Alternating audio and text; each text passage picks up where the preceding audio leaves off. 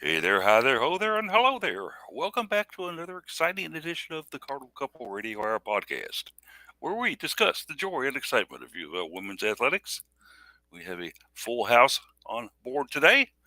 All five of your writers that you know and love are on the broadcast today with a lot of great stories to talk about over this past week. We'll get into a little bit of field hockey, volleyball, women's soccer, even women's basketball, and anything else the crew wants to throw in. So it should be an action packed, fun, and fast show for you today. We'll go ahead and start like we usually do with the introductions. Back from playing Sleepy Hollow, where she almost beat a U of L basketball legend, is Daryl Faust with us today. Daryl, uh, what did you tee off like at 6 a.m. or something? My gosh. Good morning, guys. He wanted to start at 7, but I was like, dude, that's earlier than I go to work. Um, but if he said, let's do it, I would have. But no, he started at 8, and it was beautiful, beautiful morning, and he's getting better, and I'm getting better. And I told him this time next year, we might be a scary twosome out there and take everybody's money. We should We probably specify who the he is in this case because we haven't said yet. Yeah, Oh. Paul didn't say. He just said former. Yeah, little yeah, legend. I didn't put a name out there because I didn't know, whether she wanted to mention or not. But go ahead. Disclose. Yeah, so I did play with Peyton Siva this morning. We've been playing together for like a year, and he hit me up late last night and asked if I wanted to go, and I can't say no to that man. No. And yeah, so we went out there and played like our third or fourth time together, and I really appreciate him asking. It means a lot. It's hilarious that he probably texted at 9 to be like, "You want to do a 7 a.m. tea time?" It's like, "No, Right. what? No. Then I should Shouldn't I be in bed by now. Yeah. Yeah, let me put this beer Yeah. down and I'll think about going to sleep. Got like a Okay. 40-minute drive. You gotta no. Dude, I got caught in 71 traffic at 7:30 in the morning. I don't know what the heck is going on. On a Saturday? Ugh. Yeah, fun times. But I made it. We made it. Firmly convinced that 71 and the Gene Snyder will be in perpetual repair in one area or another. Very Especially true. the Gene Snyder is just ridiculous anymore. I fear getting on it because you never know what part of it they're going to be working on and how bad traffic's going to be. But I guess I didn't say it. On air. I birdied in front of him, which is my second birdie in a week. So I'm pretty Nice. pumped. Watch Yeah. out. Very pumped. Look at Daryl. I tell you, when the press golf tournament comes or rolls around next year, I'm you could be saying. a force to be reckoned with. I agree. Definitely. Yeah, we'll enter you, and then we'll let Jared carry your bags too. How about I that? do need a caddy. A lot of selfies in that one. Yeah, a lot of selfies. I'm good at putt, but when it comes to golf, you don't want me on your team. Yeah, it's like my friends used to say, Paul can hit the ball a long way. We just never know where it's going to end up. Been Which is there. very So true. which direction? It's like That's the beauty of that game. Been there, it done is that. indeed. Yeah, it is indeed. Jared in house as well. Jared, a busy week for you, snapping photos and such and getting around. Was at the field hockey last night. How's your week been, pal? It's been good. I actually got to see Peyton Siva this week before Daryl did, so hot on that one. I ran into him on the field Thursday at football, actually. And got to celebrate an easy win by going to field hockey the next day and beating a top 25 opponent. So Undefeated got a lot of time to top 25 opponent. Yeah. Yeah, absolutely. Got to spend quite a bit of time talking with Coach Sari, both on interview and then just after the fact, and just how tremendous of a start it's been, and she couldn't be happier with how good this team is. And personally, once we kind of get around to talking about field hockey, but I think this may be one of the best teams she's ever had. They're loaded. Yeah, I would say after that one, she probably went straight to the office and cracked open the bottle of Pappy and had a couple stiff shots because, Yeah. ooh. And I'm looking forward to tomorrow. We've got the trifecta with women's sports going on all on campus, so that's always a great day. Well, not all on campus, right? Nope, they're all on campus. 12, 1, and 5:30. Oh, you know what it was? It's because we talked about Penn State being at the Yum Center, and then it wasn't. It's not. And, Yeah. yeah, and Penn State is bad, so I guess it turns out it shouldn't be. It's not bad. Oh, right. Yeah, we just talked about this pre-show. They're not bad. They started looking bad, and then they figured it They're out. a little rough. They're still figuring some things out. Yeah. Those two melodious voices you hear there are both Jeff and Case. We'll go to Case first. Case, what's up? Been following a lot of events this week. How's your week been? It's continuing to be busy. A little bit lighter today, or a little bit lighter this week, and there's some light at the end of the tunnel, but gotta get through the tunnel first.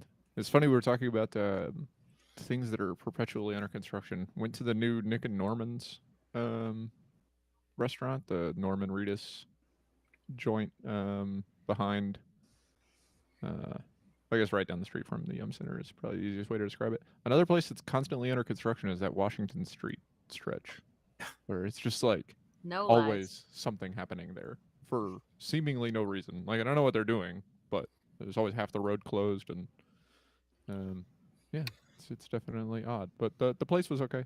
That's what I say okay. It seems like everything that goes there is basically the same, and then just tries to survive there for however long it can, and then Now, we'll see what about did this that one. go in place of? I'm trying to picture where it's at in my mind's eye here. Germantown, or the German.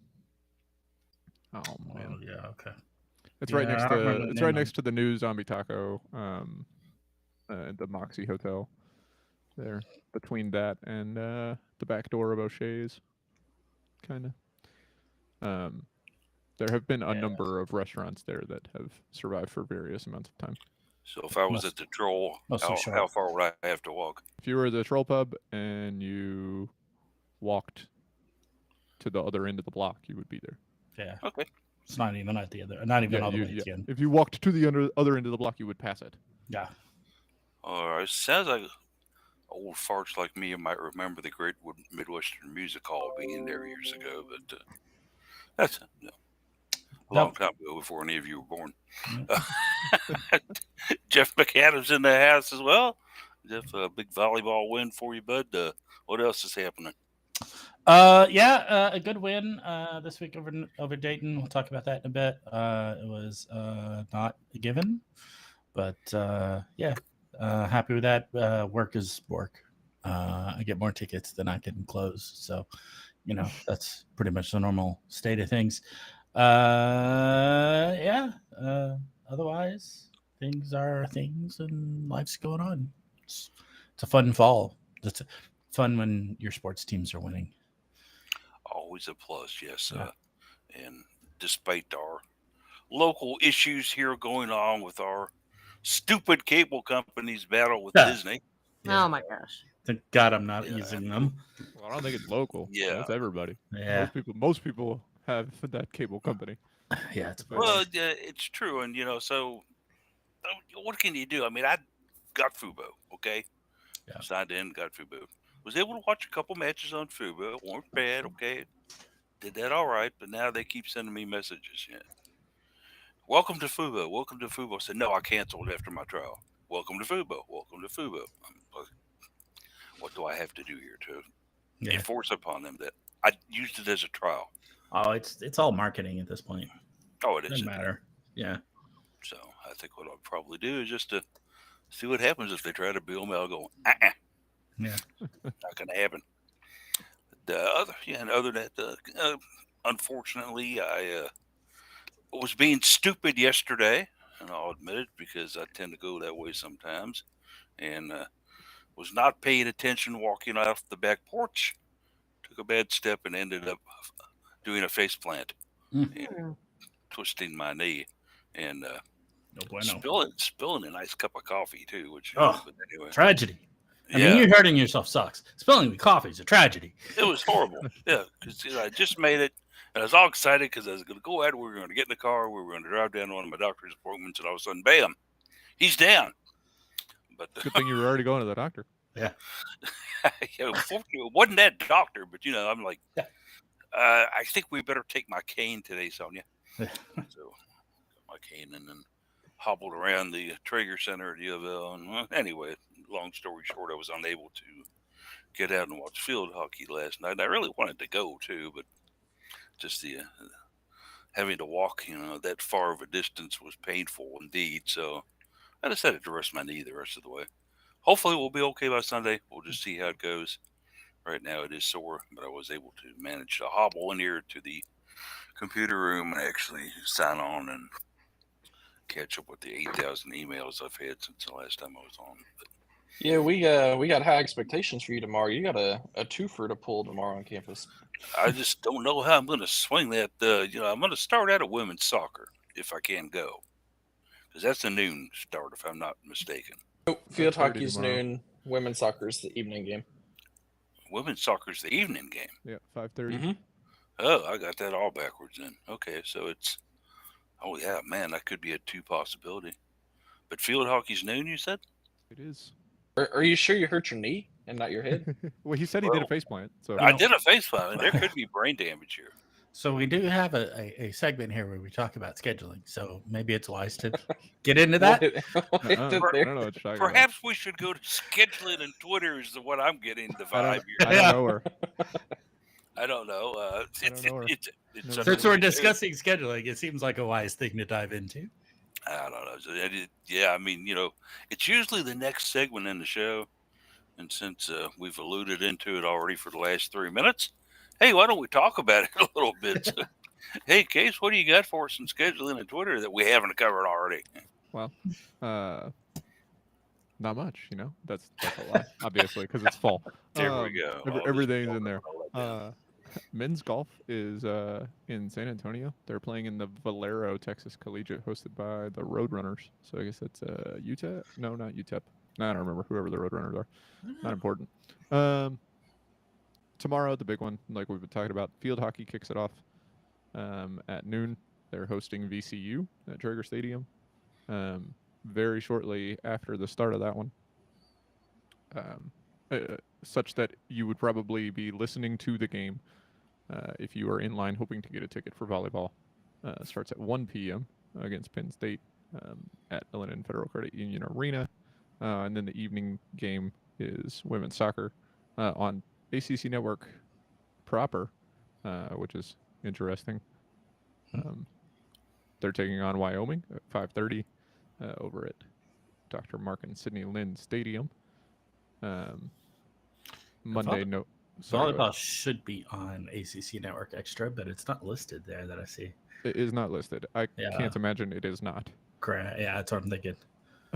I wonder if maybe it might end up on ACC Network proper, so they haven't quite figured out what That's possible. they're going to do with that. Or even. Oh, it no. won't- I went in, it's ESPN2, actually. I was going to say it might be on an ESPN platform. I don't Yeah, know why it's not listed. I don't on know the why they haven't schedule. listed, but it's apparently on ESPN2, so that's nice. There you go. Yeah. Monday, nothing but men's golf continuation. Tuesday's a day off for everybody. Wednesday, big one. Louisville Volleyball's first game of the season at the KFC Yum Center. They are hosting the Kentucky Wildcats, who are having a season that exists. What we determined Good to know before, they're playing volleyball in Lexington. Case, thank you for that. Yes. before we they came are. on the air, we determined we've already won this game. So Transitively twice. yeah. So hopefully the Cards can actually do that and not just have it have a transitive win there. Will still be a big match, obviously, as the rivalry match, and things always go a little wacky with those two teams in volleyball. Yeah, assume it's going to be 5 sets Right. because it always is. Thursday's another off day. No midweek game for women's soccer this week. Friday, field hockey continues their home. Or nope, sorry, misread. Field hockey goes back on the road, so short stint at home, just one weekend. They are headed to North Carolina, so they will start their conference season off with a bang. That one is at 3 p.m. In Chapel Hill, and that gets you to Saturday. Men's soccer is also in action Friday night, which is at home, which is why I was confused. They're taking on Virginia Tech. And then Saturday, that's that. I think we'll be without Jared next Saturday. Is that correct? Because you get football at noon in Indianapolis. Yeah, I'll be heading up there and watching the Battle of the Border against IU. Do we call it that in football? I don't feel like we. I don't. Yeah, I know we've called sure it that in a that's bunch of good. other sports. I don't feel like we've ever I don't know if acknowledged. Oh, is that the that's- Jeff Bromzo owns IU game. Yeah, who knows? But women's soccer is playing a Saturday game as well. They're hosting Virginia. So, two Louisville fall sports teams getting their conference season started off with a bang, to say the least. As for the social media, it's X, I guess. I'm going to start calling it that, but I'm going to still say I tweet on it. So I tweet is at best case scenario. Polly is at Cardinal Couple. Jeff is at Card Couple Radio and at Jeff McAdams. Jared is at Mr. Anderson Jared, and Daryl is at Daryl Faust 4. So you can keep up with us there. I tried to look at the new policy, the new privacy policy, because I was like, is this going to be enough to make me go away? But then I very quickly got tired of reading it. So Yeah. I guess they're just going to collect all my data again. What's new? That's what they tend to do. So, Yep. yeah, do follow us though if you get the chance to on whatever you want to call it. I still call it Twitter. Some people call it X. Some people call it that other thing besides Facebook that's on my computer. Whatever whatever your designation is for it. We do get on there occasionally and do things, and so feel free to follow us, and also feel free to follow Cardinal Couple on there as well. We will tweet out game information for you. I was going to check and see today if the thing works. Yeah, what thing? Oh, the widget. The widget. Did it just magically come back? Survey says Nope. no, still broke. It's gone forever. It lasted. It hung on much longer than I think any of us anticipated once all the other embedded links started breaking. Yeah. So you will just have to. You'll have to just suck it up and actually follow us if you want, and the other UofL women's sports accounts if you actually want to see what's happening. Something that you had hooked up, Jeff, right? Yeah. It was your Twitter that what was Yeah, it's a list on the Card Couple Radio account that was just embedded into a widget. So I don't know. Embeds for Twitter broke about 6 months ago. So for ours to have hung on for an extra 5 months is just kind of miraculous, really. Yeah. And then so there you have it. Go ahead and just follow us. Write it down on the blackboard. Yeah. Make sure you've got the information there. And you want to see what Daryl's doing on a Thursday night? Check her out on X or Twitter. And if you don't get a reply, she's out playing golf. No. We do have sporting events to discuss, and I think we'll go ahead and start it out with just what recently happened here. We'll get into a little bit of field hockey. Is the fifth-ranked Cards were in trigger to bring in the Ohio State Buckeyes, who, from what I saw, I think were 18th in the nation. That's right. I would think I think that's kind of high for them because they came in basically and gave Louisville a match. Statistically wise, they whipped up on Louisville. Score wise, though, the Cards pulling out a 2-1 victory. Thank goodness for Amy Plum pulling out a 2-1 victory. Yeah. First of all, Amy Plum, who had both goals in the match, and a very nice interview with Jared after the match. And as I like to call her, Merlin the Magician in goal. She did a wonderful job with, I think, 5 or 6 saves that I remember, and was stopping Ohio State from getting the ball past her. They are a very good team, as Justine Sari will tell you. And I think the Cards got tested. They came in here, and one of the things that I think Louisville can kind of hang their head on here is that defense pulled them out of this one because the Cards did not get a single corner in this game. Not one. No corners. And they gave up a handful. But, a handful to say that. 2 handfuls, really. Yeah. Jared was out there. And so I guess we'll start the discussion with you, Jared. It's a win, wasn't it? But not one of our more prettier wins, right?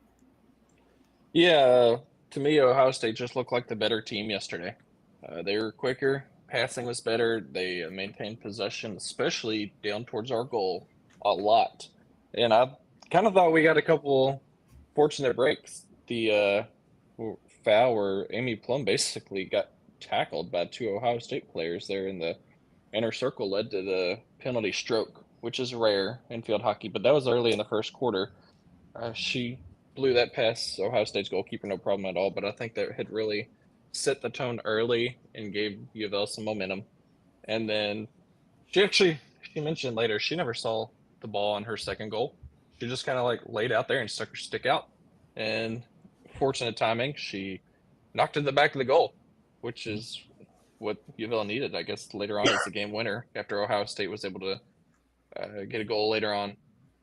But the defense really had to step up big time here on this one, and then Vanderbeek in goal with a lot of saves. That they were pushed back on their heels quite a bit, but never buckled. So you have to give a lot of credit to the defense on this one. Cards are going to 5-0 with a win. I would assume they were going to remain in that top 5. Probably move up a little bit depending on what happens. I think that the NFHCA poll comes out, I believe, on Tuesdays, if I'm mistaken. Not Yeah. mistaken. And I suspect it's probably like many of the others in basketball and volleyball where you're not rewarded for winning, you're punished for losing.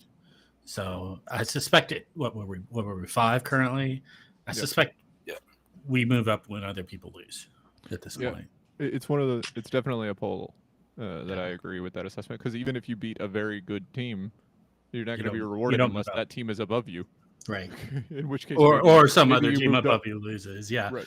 Maybe you move up only because they lost to you, not because you beat them. But I'm not.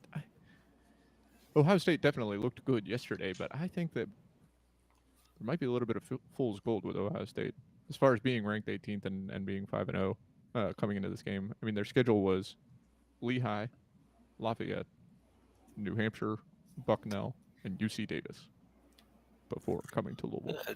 Not a real strong schedule. Okay, fine, grant you that. But then we're going to learn a lot about them coming up, because they go to they host Stanford on tomorrow, and then host Michigan to open their conference slate. Northwestern in the third game of Big Ten play. Iowa in their fourth game of Big Ten play. So we'll know very soon whether Ohio State's actually good or not. Yeah, I do not see Ohio State being on the top half of the Big Ten in terms of schedule standings, all of that by the end of the year. Interesting thoughts, guys, as the Big Ten is being highly ballyhooed across our field hockey nation as the conference to be anymore. Cards in the ACC, obviously, and maybe not getting as much attention as they rightfully should because of this love with the Big Ten. Daryl, kind of looking at this thing, the Big Ten's got some good schools, the ACC's got some big schools, but what has kind of developed in the Big Ten becoming all of a sudden field hockey's darling conference? And you guys were giving your thoughts, I was thinking to myself, did the Cards did they steal a victory, or did they avoid a terrible loss? So you all kind of answered my question a little bit, but that was something I was rolling around in my head while you're talking. And I'm thinking they just, like you said, Case, you don't get rewarded for wins, you just get punished for losses. And when it comes to being like a top 5 team, it's just like the bar is so high.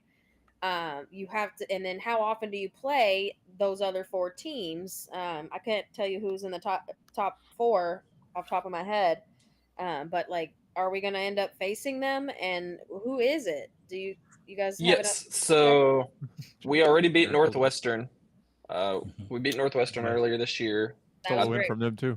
Great win. Right. Yeah. I don't believe we're going to see Maryland or Iowa, both also in there. So there's 3 Big Ten schools right there, which is part of the argument why Ohio State's not going to be one of the top Big Ten schools. But the other one is UNC. Maryland's still associated with the Big Ten, though? Yeah. Or are they Big 10 or Big 12? They're Big 10. Yes, they're big. Maryland is in the Big 10. Mm-hmm. Now, so it's now the Big 30. Yeah. Well, no. That is true. And then the other one is North Carolina, which it's the first year with their new head coach after Karen Shelton retired. Although it seems like their new coach, who's a former UNC player herself, probably the best I'm curious step on the field for them. I'm players coach. Matson, yeah, I'm curious to see how that will translate to her as a coach, because we've seen fantastic players not be so great of coaches. We've seen poor players be great coaches, and we've seen a mix and match of all in there. So I'm curious to see how that goes, especially over these next few years. Yeah. What's working in their favor is we have to go down to there to play them, but I think we could steal a win from them, to be honest. You know, Paul, you asked the question, how did the Big Ten get in this position? And now I'm thinking the answer is they just keep moving around conferences to where this is just, you know what I mean? Like, this Of is all players. ridiculous. All So teams. it's just all the good teams in whatever programs are all dictated by football. So it's just like the constant shuffling that these conferences are just constantly going to be rotating. I think the other problem with the the love for the Big Ten as it is field hockey plays so infrequently that you Mhm. end up with there's not that many games in the season. There's very few teams that make the tournament, and more than most, field hockey is a sport where it's all just self-fulfilling prophecy as to whatever teams they pick as the preseason top 15. Those are the teams that are going to Mhm. stay in the preseason top 15. So if everybody's like, "Oh, the Big Ten's good," and then the Big Ten just beats up on each other, they're like, "Oh, look, they all beat all these ranked teams." And it's like, you ranked them all. Like, what do you? Yeah. So, like, you've got Iowa, UNC, Exactly. Northwestern, Maryland, Louisville. That's your top 5. So 3 Big Ten teams, 2 ACC teams. Virginia and Syracuse are 6 and 7. So now the ACC is back on top as far as quantity. The Michigan's number 8. So in the top 8, it's 4 and 4. Everybody's all on top of the Big Ten. Well, Louisville's got 2 wins over top-ranked Big Ten teams. They're the only other team that's 5-0 right now, assuming Iowa won yesterday to move to 5-0. The poll is not updated yet. And the other problem is these only come from the coaches poll. We've played 3 weeks of the season almost, and there's not an RPI yet from the NCAA. It's like they're not even ranking the teams. RPI would be all over the place with this little bit of input that's Yeah, available to us. absolutely. Yeah, it would be kind of a tough Case, to answer your question, Iowa did beat Central Michigan yesterday by a score of 8-0. So if you just look at results, Louisville's got 5 good wins, and Iowa's got 5 good wins, and every team ahead of Louisville has a loss, other than Iowa. So, yeah, I don't subscribe to the fact that teams should be ranked based on preseason nonsense and then maintain those rankings throughout the preseason. It happens with field hockey. It happens with football. It happens with basketball. It's all no fun. There's a lot of subjectiveness at the beginning of the season there. It will be interesting to see how it turns out for the Cards as they, unlike other sports, they kind of intermingle non-conference and conference games together. So we have to kind of deal with that. Coming up, of course, we mentioned on Sunday VCU, which I don't know a lot about. I don't think they're that strong a program, but it's at home, and that's another good thing. But then, as we mentioned earlier, UNC on the road down there in Chapel Hill, a very, very tough program, a very, very, I think, good coach in Aaron Matson, who obviously learned from the best and was probably one of the best who ever donned the uniform and played down there. The transition, maybe at a young age, some would say, well, she's too young to be the head coach of a national power like that. I don't think so, because it's Certainly uncommon. it's a gun that just keeps reloading down there. Yeah. I mean, you could take Willie the Chimp and put him in charge of the program, and they'd still get a top 5 recruiting class. Yeah. For a while. Yeah, and plus to watch his shenanigans on the sideline would be hilarious. But anyway, then after that, of course, Miami, Ohio, JMU, Virginia, all coming up. So there's no really easy road here for Louisville in the next several matches. I think maybe we got to look all the way down to Central Michigan as a breather, because this next 6 matches could be very, very tough for the Cards. Fortunately for Louisville, 4 of them are at home. We'll see how it goes for them, but for Justine Sarrett to take these next 6, I'd be very impressed. Quick quick follow up. VCU is 4-0 on the season. Oh, And they came into Louisville probably Thursday, I would guess, because their last game was a 1-0 win against Bellarmine. So they have already played at Traeger this season as well. they played Bellarmine. Okay. Yeah, their other wins are against Delaware, opened with a 4-3 win, 1-0 win against Kent State, and a 4-2 win against Georgetown. All three of those matches at home. So none of those are powerhouses, but none of them are terrible. Terrible, either. yeah. We did beat VCU at VCU last year 3-1. The Rams went 10-9, winless against ranked opponents last season. Even more kind of intriguing to me, though, was that only 1-0 against Bellarmine. Yeah, not ideal. No, because it was 4-0. Jared, was it 4-1? I think it's 4-1. Bellarmine did get one score in there. Yeah, but In the exhibition. Right. she played everybody Yes. but the press box crew, so there was a lot of Cardinals on the field for that one. Hey, I volunteered to go in, but we weren't winning big enough for her to trust it. They probably would have got you for high sticking, quite a few times. Oh yeah. That's just the way it goes like that. We'll see what happens the rest of the way. But other sports to get into. Good luck to field hockey, obviously, in these next few matches. Let's move it on over to volleyball a little bit, huh? Volleyball was the Cards went into Dayton, and we, and especially Jared and Jeff, said this is going to be a tough match. Dayton's always played us tough in volleyball.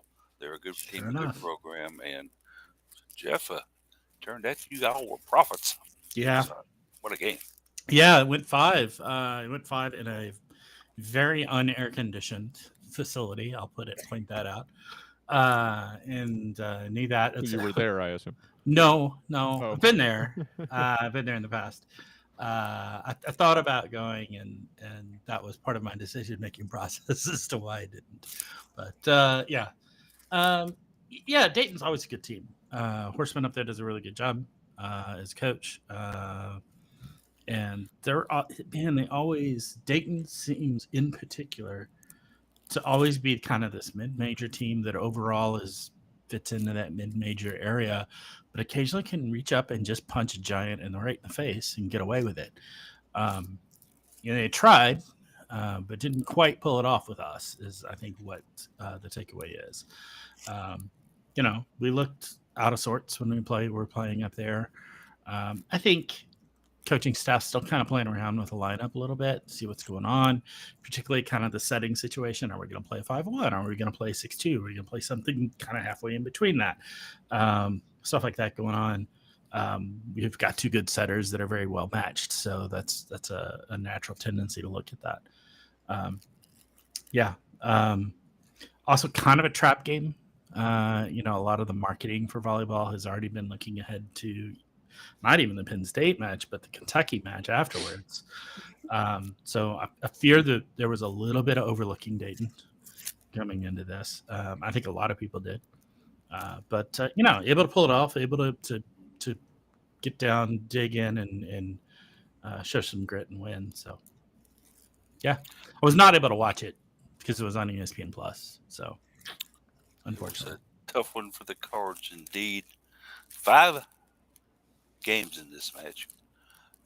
25-17, 23-25, 25-19, 19-25, and then the final 15-11 set that the Cards wanted in. And all we can say is bring on De Beer, because Anna De Beer was in there again, had a very, very big game for Louisville. I think she had, from what I remember, I think she had a career high in her kills, and it was close to 25, 24. Okay, that's right. And I think hit close to 400. So when you have Anna De Beer out there hitting the ball like that, certainly a lot of good things can happen for you. But one of the things about it, I think you could say, Jared, is Anna couldn't do it all on her own, but she got some nice help from Kara Cressy and also Eichel Jones. Mm-hmm. Yeah, I certainly want to shout out both Kara Cressy and PK Kong, actually. In this one, as middle blockers is their primary duty, they're not going to have nearly as many attempts as your outside hitters do. But it is crucial for your middle blockers to have a high efficient rate when they are attacking, which both Kara Cressy on her 12 kills, 588 hit percentage, and PK Kong, 6 kills, 417 hit percentage, did. Aiko came in with 12 kills. She's still struggling hitting the ball long. A lot of attack errors herself there. Most of those were going long. I know that's something they've been working on, and I think it's just kind of I don't want to say a slump. She's just got to make a couple minor adjustments. We'll see Aiko Jones back up there in the 400 attack percentage in no time at all, as soon as that gets straightened back out. But yeah, a lot of players around there really stepped up and played some very valuable roles. I think I want to see a little more out of some of the outside hitters. I think Charity Looper was a little bit on the quiet side, and we didn't see a ton from Reese Robbins either. So definitely want to see more these upcoming matches there.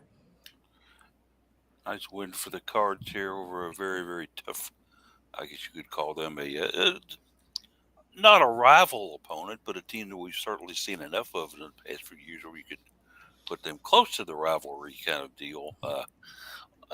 What worries me a little bit about this one here is the fact that Dayton was unranked, if I remember correctly. Correct. Now, going into their court, obviously, sure, there's going to be some struggles, but you're the top 5 team here. Daryl, I was a little bit disappointed that they took us 5 sets. Yeah, and I was just looking at the rest of the schedule, or the matches that have already happened.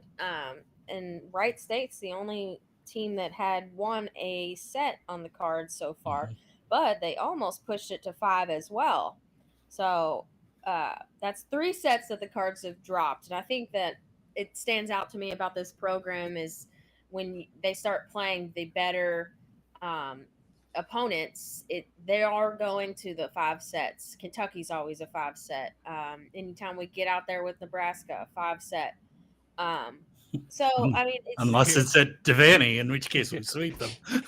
You can't blow out everybody, Daryl. Jeez. Yeah. right. But I think our fans expect it.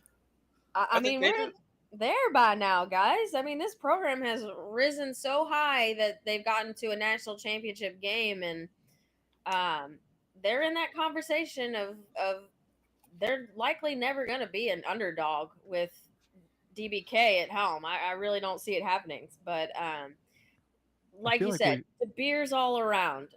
She is a force, and she's so much fun to watch, and I can't wait to see them back out at the Yum Center and how many people they can get out there. Be amazing.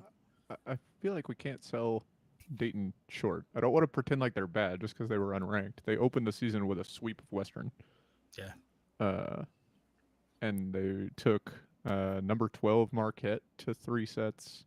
They've played a tough schedule. Now, granted, they got taken to 3 sets by Drake, ultimately won. They got taken to 3 sets by UIC, ultimately 3 won. or 5? Or sorry, 5. Sorry. 3-2. 3-2 wins over Drake and UIC. And a 2-3 loss to Marquette. But I feel like I remember Dayton usually being that way with Cards. They are. In It's recent like memory. perennial. Yeah. that's to Jeff's point. Like Dayton is one of those teams, and they do it in a lot of sports. Yeah. Where they're just gonna be this plucky team. Nobody thinks about them because everybody in Ohio thinks about Ohio State and Xavier and Cincinnati, and then Dayton's like, oh hey, by the way, we're here. Hello. We are called the Flyers. Yeah. And they don't usually have all that great at win-loss records. They're not in the top powerhouse listings of teams. But every once in a while, man, they just stand up. They go, you know what? You're a giant. I'm going to come here with my slingshot and take you out, man. Their 2 losses this season are to the 12th ranked team and the 2nd ranked team. Yeah. And they took both of them to 5 sets. This seems like a good team. Yeah. Well, they are also, if you break out the rankings further, they're 30th in the AVCA. So they're flirting with the top 25. Yeah. Typical. That's typically where they are. Yeah. And as far as A10 goes, are we looking at them as being possibly the premier team in the A10, or is there somebody in the A10 that's maybe a little better than them? What are we seeing on this? I don't know who else in the A10. They're VCU, Rhode Island, George Washington, Duquesne, St. Louis, George Mason, Davidson, Fordham, Loyola, Chicago. I don't see anybody that should threaten them. Nobody should threaten them. This is sounding like the Dayton has Dayton's year, jump. baby. I think I was remembering Temple being in it in the past. So, but yeah, and I don't think Temple would really threaten them either if they were. But yeah, they're not. Yeah, anymore. Temple moved to the AAC a few years ago. Yeah. Okay. We'll take it as a good win for the Cards, then, even though it may be a little bit of disappointing win to some because Opportunity they to learn. didn't Well, they hit murder the garbage. opponent. Yeah. I mean, still, 22 errors. was a team that looked at Louisville right in the eye and said, "We don't care if you're number 2 or not. We're here to play volleyball." Dayton's And never afraid to play a big team. they certainly showed that. Yeah. Indeed. So the Cards move on, and then we were discussing earlier. It's Penn State next on Sunday. This one it has been announced as being in 2 different places, so it'll be interesting to see where they play. I've seen it being played at the KFCM Center. I've also seen the L&N Federal Credit Union Arena. So If you go to the show KFC up at Center one, you better. tomorrow, let me tell you what you're going to see because it's not going to be UofL women's volleyball. Upcoming events, September 9th. Oh, so nothing. If you go to the KFC Yum Center tomorrow, you will not get in the building. Looks like. So Might it's as well weekends. go left and go to the Bat Stadium where Joey Votto and Jonathan India are. Oh yeah, that's true. There you go. See, Daryl's doing a little promotional work there, indeed. And it could be I know. Who am I? And Daryl will put you on the big screen too. Even when she doesn't have to work Yeah. for the Bats, she's working for the Bats. What the heck? Guys, we are so short-staffed there. After Labor Day, everybody starts working the U of L. It's like we barely have anyone operating cameras. It's skeleton. certainly a young opportunist for somebody who wants to get into the work. Call Daryl up and say, "Hey, put me behind a camera. I'll give you some shots." We almost took the people hanging out under the expressway. Come work this camera or come pitch. Come do something. Tune into however you are able to watch Bats games, whatever that is, and be sure to look at the new camera operator focusing on a single blade of grass somewhere in the gap between the left and center fielders. Ooh, look, airplane. Airplane. Ooh. We do have bird of the game shots. I'm not joking. It's we do have to take one bird shot a game. Not even Trying to bat. get a- not even trying to not get a even deal all with, the bats that are Josh down there Potter. next to the stadium, and you can't This even, would can't be even make it great. the bat of the game. The marketing company should get a drunk of the game sequence. Somebody On staggering Thursdays. back from the beer stands, with maybe one too many in him already and carrying 2 more, and having trouble negotiating that long walk from the concession stand to his seat. Yes, I've been that way there before too. Sportsman's Club used to have a event out there yearly, and they would put us out there in the outfield and feed us in there. Of course, there was a concession stand right there, and oof, yeah, it's fun times out there. So anyway, we'll see what happens with that for the Cards as they go on and bring in the Nittany Lions. A little bit about What them. do you think? Yeah, what do you think, Jeff? Yeah, so we talked about them having a little bit of a rough start. To their credit, they were also ranked, but they lost the first 2 matches, the first weekend in the down in Tampa Bay, kind of they call it the Road to Tampa Bay Invitational because it's the Final Fours in Tampa this year. And so this was hyped and marketed this weekend as kind of previewing that. Penn State lost to Florida and Georgia Tech there. Florida was ranked 11th and Georgia Tech 20th. Both of those teams have moved up in the polls a lot since then. There's actually people talking about Florida and voting Florida as number 1 in the nation right now. Well, okay. Let's not yeah, get ahead of ourselves. I mean, close. I mean, they ended up 3rd this week. So yeah, I mean, they're a good team. They've beaten a lot. I'm of talking really to good you. I'm talking to the people that want to vote them first. Let's not get ahead of ourselves. Yeah, it's there may be an argument for it, but I don't know. But Georgia Tech is 9th now, I think. So they've jumped up a lot too. They beat a couple of really good teams. So those losses aren't that bad, but they were both in 4. But since then, they've beaten Western Kentucky, they've beaten James Madison, they've beaten Temple and Colgate. So no more powerhouse teams in there. But again, a couple of teams that are fairly decent. Western Kentucky certainly is kind of like a Dayton. You can't overlook them, right? So I'm a big fan of Wisconsin receiving 61 first place votes, Florida 2, Nebraska 1, and Louisville at second. None. Yeah, Yes. yeah. Cool. There's definitely some motivation when you really look at the polls and see there's despite us being number 2, there's still some disrespect in there. Yeah. So. And so the Cardinal will continue on and see what happens. But a couple more sports we want to try to get to in the time we've got left here. We should probably mention a little bit about women's soccer. We were out there Sunday. Had a nice turnout. Jeff came out. We had Case out there. Or no, Case did not come out. I was going to say. It was haven't been Sonya able to that make were it. out there along with Jeff and Jared. Jared taking photos, and the Cards got a very nice 3-0 win at Lynn Stadium. One where Louisville, I think, knew they needed a win. Molly Cochran, who we talked to after the game, said, "We were poised, we were ready. Coach told us we had to get a win, and we went and got a win." And even Coach Ferguson Days said, "We've been knocking at the door. We've been doing all the right things. It's just we're not getting any W's." So they got that W, Jared.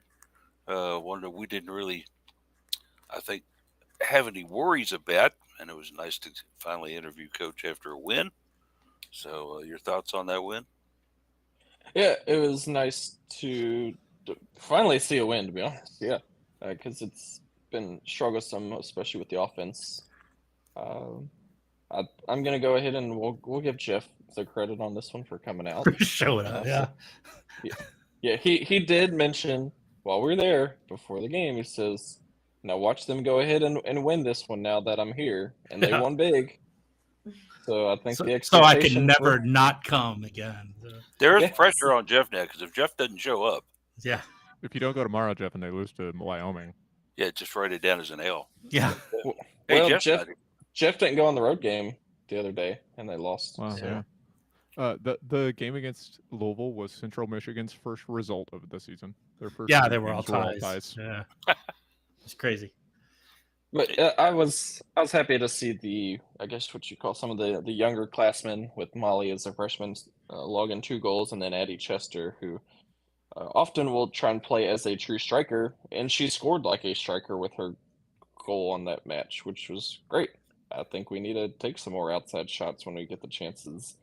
As long as we don't aim right at the goalkeeper for every single shot we take, I'm trying to target out a certain person there. Look, who she aimed most straight of at us- she aimed straight at the goalkeeper against Illinois, and the ball went in the back of the net. So Listen, Jared, give mean, him a break. what are you gonna do? Sometimes you're aiming and the club your foot just doesn't do what the brain tells you to do. Daryl's back on golf.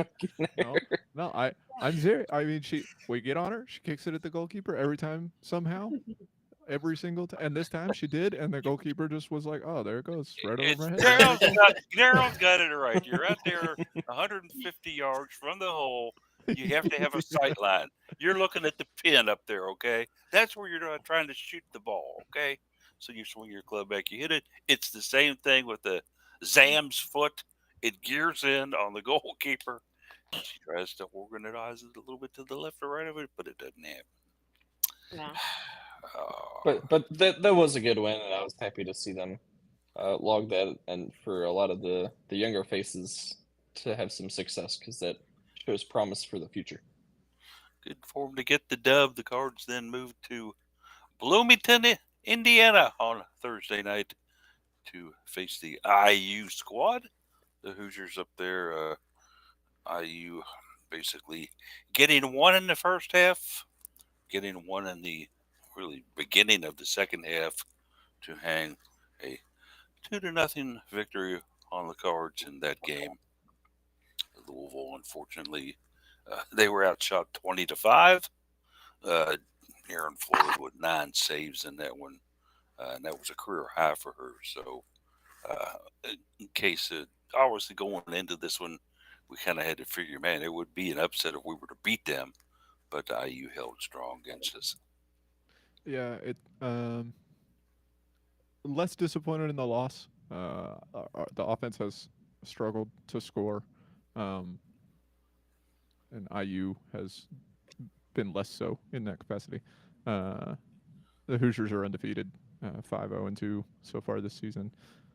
Louisville definitely a little more disappointing on offense than we've seen in the past. They finished with 5 shots. All of those came in the second half. None of them were on frame, and they managed 4 corner kicks. So you had 4 corners and only 5 shots, which is honestly kind of impressive to to have converted so few into chances, because you have to assume that at least a couple of the corners came off of block shots out of bounds. So yeah, you turn around, you look at the next one. They have another chance to try to gain some momentum with the game against Wyoming tomorrow. And if I could get to, it baffles the mind, boggles the mind, I guess. It baffles me and boggles the mind that the website doesn't take you directly to the team that you're playing against when you click on the link that they provide. Because if I click on Wyoming, it just takes me to Wyoming's entire sports schedule, which I don't care. Like, I don't want their entire sports website. I just want the women's soccer. That's the why I clicked on that one. Yeah. Wyoming is 3-1-2 this season so far, but they play against teams like the Colorado School of Mines, South Dakota, Nebraska, and Omaha. They're teams that you would expect Louisville to win against, all of them, but you also expected them to win against Indiana State in Northern Kentucky. So this will be it'll be a test for Louisville. Wyoming has scored 10 goals, 9 or 10 goals. Just doing quick math this season. Louisville obviously has not scored that many goals, but the Cowgirls, I guess they are, have also given up a fair number themselves. So the Cards they'll have a pretty good shot tomorrow, I think. And if you can get that win, you're gonna bring in Virginia to open the conference slate. If you can put up a decent showing in that match, then maybe you carry some confidence going forward. That's really what it's about for this team at this point, is how can you get back on your feet? Because it's been a lot of getting knocked down, and it's unfortunate that your first win of the season gets followed by a road trip and not another road trip to a pretty decent rival, and not another opportunity to continue building confidence. But we'll see what they get against Wyoming, and then where they can go from there. As mentioned, this one coming up for the Cards, a 5:30 contest. If you have the ACC network where you can watch it these days, it will be televised on there. Otherwise, you'll get that stupid message that flashes across your screen. And you've got to do something like go to Fubo or something else like that, YouTube TV, whatever you need to do to watch the match. Here's an idea: just show up. Come on out and watch it. Should be a beautiful evening out there to watch a little bit of it. And Free admittance. Lynn's always just great at the sight lines. You don't have a problem with any of those. The action is fast. Weather's great. And the weather right now is just ideal for any outdoor sport, especially soccer or field hockey or either of those two, for sure. If you could just get a little bit of breeze out there, it feels really great when you're out there. Yeah.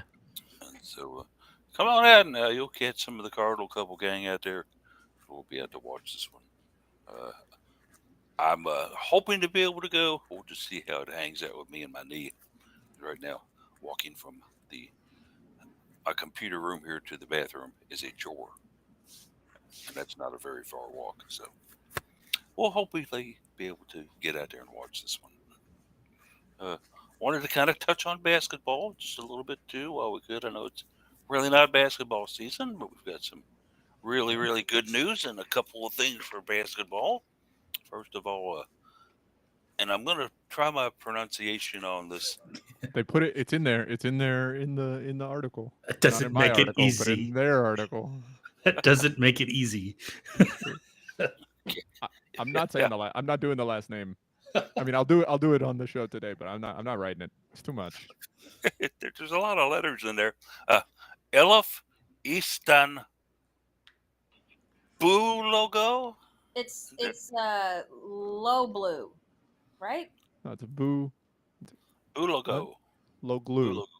Boo Blue. glue. Boo Low low glue. Low glue. That's Yeah. it. We'll just call her Boogaloo for short. As A it, baloo is I a was- bear. It's When I not. saw that It's not news, guys, Istanbul, which is annoying. Yeah. Apparently, that's not how they pronounce it. when I saw that news, Constantinople. No, sorry. I almost made the joke in the article. Yeah. And I didn't know if enough people would get it, so I didn't do it. Yeah. I'm there for you. I was at the bats when I saw that come out, and I just shook my head and thought, "Oh, Nick Curran, that's gonna be fun." He'll nail it. He'll practice it and nail it. He'll be fine. You'll be fine with it. Or we'll It's- come up with a nickname, something. Yeah. Ain't I nobody like got time for all that. Everybody's just gonna call her Elif. Yeah. Right? Yeah. I mean, nobody's gonna. Elif. Yeah. Elif. I mean, they used. So you know how I put. I in think my it's article- actually Aleph. Is it A? But, I mean, So- that's a Canadian pronunciation. Right, Pronunciation so of A. I don't Matt- know. Yeah. Matt Pierce has an article out there, and Yeah, I he know tried to do, and it looks like it may be Aleph, and then I'm think saying it's eh. I think it's Elif. A. eh, Yeah. Istanbul. Aleph. Lo- That I like Aleph better, but I'm not like gonna tell her, hey, your name sounds wrong. Yeah, I do like that I made the decision that Istanbuloglu was too much to type, and so did Matt Paris because he typed it 2 times, and every other time he didn't even the rest of her family. He just used first names. It's like That's nice. fantastic. I Call respect her, it, yeah. Matt. I respect Yeah. it. She's from Anyway. Istanbul, in case anybody was curious. She is a 6'3" forward, and she's coming to us out of Istanbul, Turkey. A player Which I who, guess is pronounced Istanbul, not Istanbul. I'm gonna Yeah, go with yeah, I learned. Istanbul. Istanbul, I like that a little bit better. But did play with the Turkish on the 2023 FIBA U18 squad and U20 squad in the Women's European Championships. A highly desired recruit, from what I was reading, and the Cards were in competition with quite a few other schools to get her services. But comes from a basketball family. Her sister played at Siena here in the States, and both of her parents were members of their respective Turkish national basketball teams. So basketball definitely in the blood there. And she's, I think, somebody that the Cards were kind of looking to add to their frontline strength. And Daryl, I think she might be a good addition just based on her resume.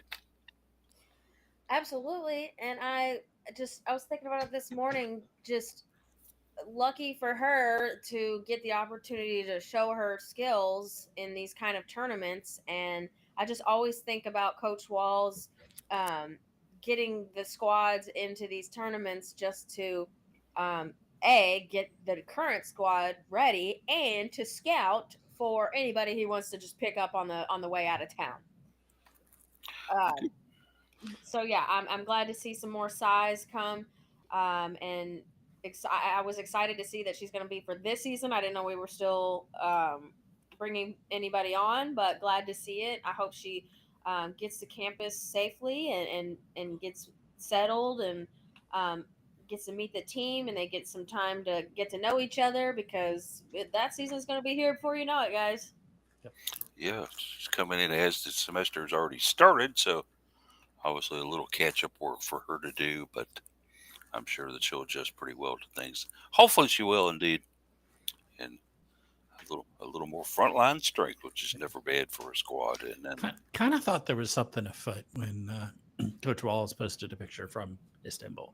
Yeah. He's like, yeah, okay, something's going on here. What you doing over there, bud? Yeah. Random time for a Yeah. vacation. And it was like a 24-hour trip, he said. So I was like, all right, just okay. had a fight with Lauren and said, "That's it, I'm out of here. I'm going to Turkey." And Just spur of the moment. What the heck? Well, she replaces, I guess, a slight void. I mean, I know we knew that it was going to happen, but maybe there was confusion or an easy way to forget since she participated in that Canadian tournament. But Ema Fidon officially redshirting and is already listed on the roster as redshirting. So there was space there for another front court player, and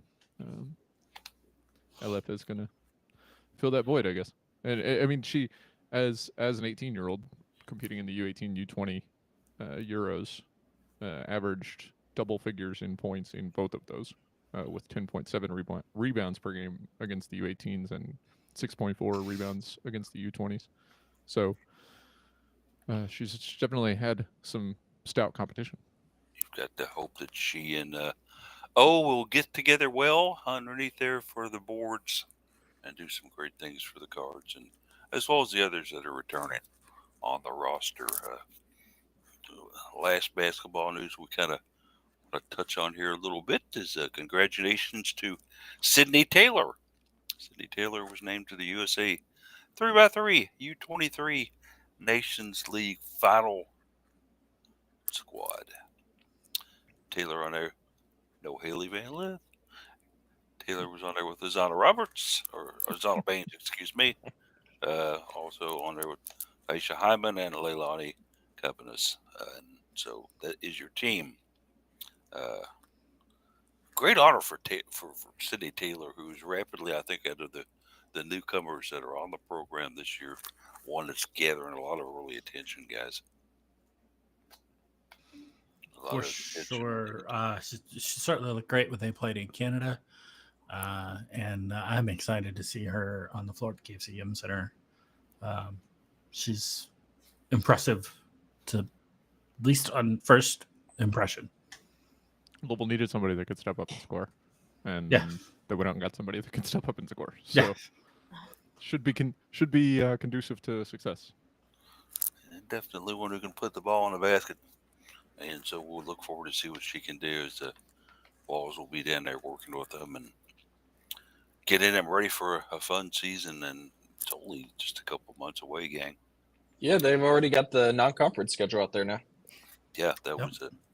Another first game with the Cincinnati Bearcats on a Monday, starting the season. So that's become kind of a regular for Louisville to start out against UC. I like it. Yeah, but why on Monday? I know it was Monday last year too. I thought that was weird because it's usually Thursday, Sunday games. No idea. As a rule, that's normally the way the basketball spins because it'll be Thursday nights with Daryl and Sundays with Sonya for me during the basketball season this year. Well, we also have 3 Wednesday games, and 2 of them are at home. Huh. Interesting. Daryl, your media pass will get you a lot of action this year then. All right. Which I still have, by the way. So you awesome, thank you. No problem. It's safely in my game bag. So that's about all I got here. Let's go ahead and maybe segue into some final thoughts and see what we've got to think about here at the end of the show.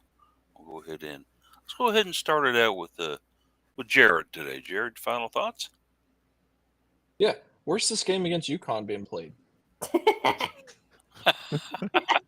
Probably Iroquois Park or something. I don't know. See, ever since they released the schedule, and it says they're heading to Connecticut, but then the schedule says TBD for location. Probably trying to decide if they're playing at Mohegan Sun Arena, right?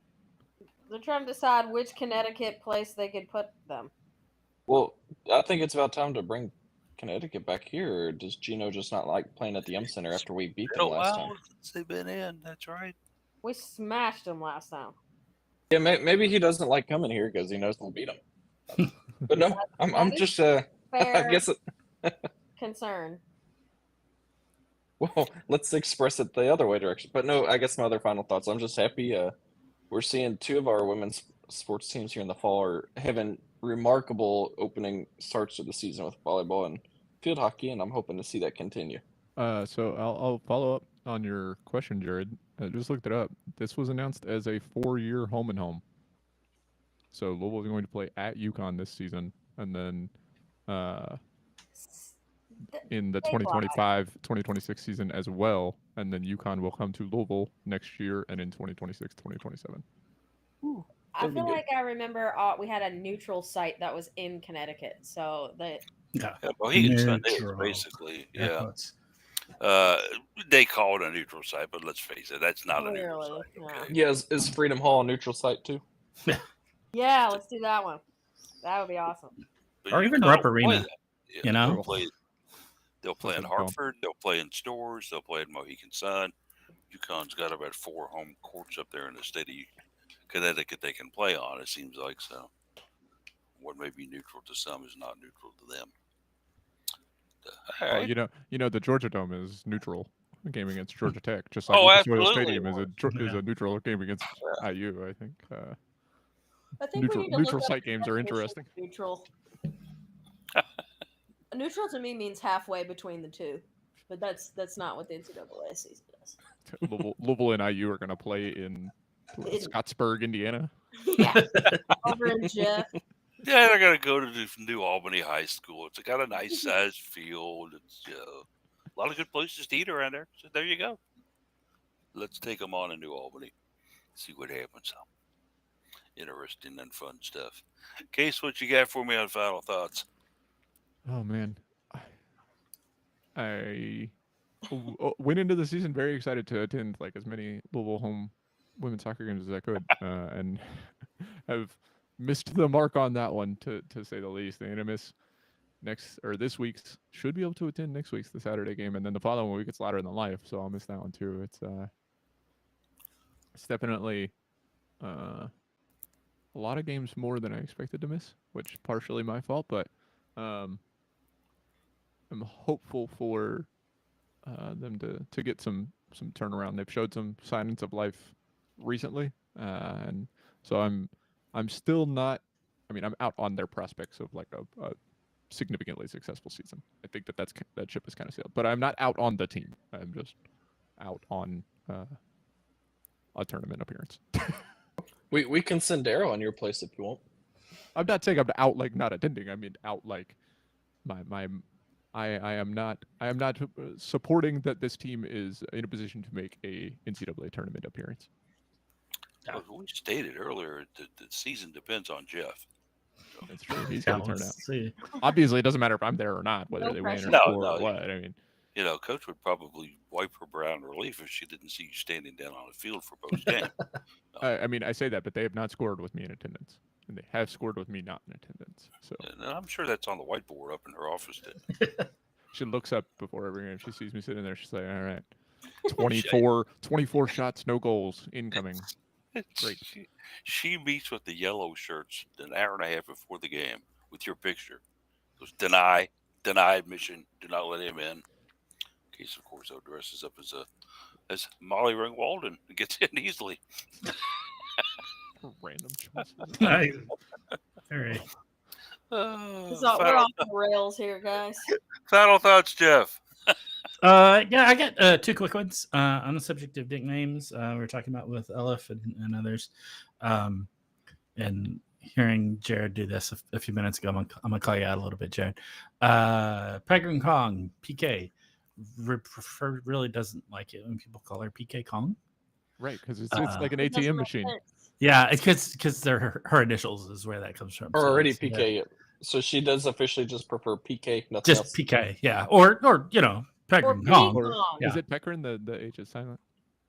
Yeah, Okay. it's Peregrine, yeah, and then K See, I is always kind of thought like she didn't like. I didn't think she liked being called Peckard. What did I do? I think she recognizes that people have trouble with it, so she goes with PK. That makes sense. And if you want a really cringe moment, you can you watch Michaela Chester from the NCAA interviewed her with her kind of like 6 rotations. She asked 6 questions. The very first one was, "What is something that annoys you?" And she had introduced PK as PK Kong at the beginning of the bit. And so what's something that annoys you? And I'm like, "Oh, Michaela, you didn't just ask that." Sure enough, she's like, "Yeah, it kind of low key annoys me when people call me PK Kong." So anyway, the other thing quickly, Paul, you kind of talked about this week, talking about the level of appreciation that women's sports gets, particularly when they're having success that our women's sports are having. I completely agree with you. But you said something about if the men's teams were having the same sort of success. I kind of think we should probably be fair and point out that our men's fall sports teams are undefeated right now. Yeah. So, not that equalizer at the death in men's Big soccer. one last last night. yeah. Not that minimizes your point in any way, Polly, but they actually are doing pretty well. So, let's give some credit there too. So anyway, those are my thoughts. It's not I I'm like not it. familiar with because I don't really follow any of them very closely at all, except for what's now just a passing interest in football. And I'll be the first to admit it. At one time, I was a huge football fan, but Yeah. over the years, my interest in that has declined to the point where Yeah, but two wins for football at this point, and men's soccer is 4-0-1. It's good that you have a passing interest, Yeah. Paul, because Jack Plummer does not. So well, the last I saw, we had 7 quarterbacks that played in the game. Yeah. all I nine didn't really have on the that roster many. played. Yeah. Yeah, and I think they had Daryl lined up to play in the fourth quarter, but they ran out of time. She was Actually, over Daryl got bored and left. there. Just kidding. So did Murray State. Yeah, He might as well have. it would have been one of those games. If I was still in attendance out there and still akin to my previous ways, I would have been up on the concourse the entire second half, drinking and talking to people I know. So Paul would have been stumbling out of there. yeah, it would have been. I would have You come would have out. hurt his knee earlier. That's one day right. Earlier than he did. It would have been You're hurt right. a lot earlier than that. That's right. Plus, my brain would have been damaged. Final thoughts, Daryl. Huge. There we go. Just kind of playing off of you guys. Campus was lively this week. Not only was it gorgeous weather-wise, on Thursday it was exciting to see all the students get done with classes and head over to the football stadium. Everybody's walking around. You can tell they're going because they're all wearing their black. So it's awesome being back on campus. Everybody's so lively, and we've got some wins to cheer on, and we're in a new football era. I'm just excited about the fall season, and temperatures getting a little lower, and we can finally breathe outside. Get done with classes, she says. Those kids didn't go to class that day. Who are you fooling? Right? Hey, last didn't- weekend I wasn't didn't go to work that day either. last weekend wasn't everybody wins weekend though, so it was nice across Nice. the whole department. So It's true. There you go. Keep Yeah. it going and keep it rolling. Let's see which one's the first one to fall, the man or the woman. Yeah. My bet's on the women, unfortunately, but we'll Mm. see. Final thoughts out of me, and I just want to give a shout out to Jared Anderson. Some beautiful photos, including the rainbow. We now know where the rainbow ends. right. Daryl got this, or no, Jared got this photo at the Ohio State game where the rainbow majestically drops down over the fence, and you can see it outside the goalpost. That is where the pot of gold is. I don't know if Jared went out and collected it, but nice catch. I'm assuming, Jared, you were probably in the press box when you took those. Took one on my phone, and then I ran outside up at the top of the stairwell next to the press box to get a much clearer picture. I did look for a pot of gold. There is no actual pot of gold, so I quickly learned that the true pot of gold is UofL itself. I mean, Oh, the golden arches are on the other side of the field. And that's true. I did put that picture where I did in the article for a purpose because Coach Sowry expressed their luck, and so I figured rainbow right in front of goal was probably pretty lucky. Indeed, and good placement there. And Jared, and to kind of keep this going, is going to dress up as a leprechaun the next game and be running around taking photos. Oh no, I don't want to be associated with that team up in South Bend in any way. Well, then there you have it. But Is that what the Fighting Irishman looks like in real life? There he is. Wow, he's way taller than I imagined. he's got glasses. No. Thanks everybody today for tuning in though to the Cardinal Couple Radio Hour podcast. We've had a fun time discussing the joy and excitement of UofL women's sports. We'll see you at a sporting event hopefully this week. If you see us, come up and say hey to us. We're friendly and we don't bite. Until then, thanks for listening. We'll talk to you next week.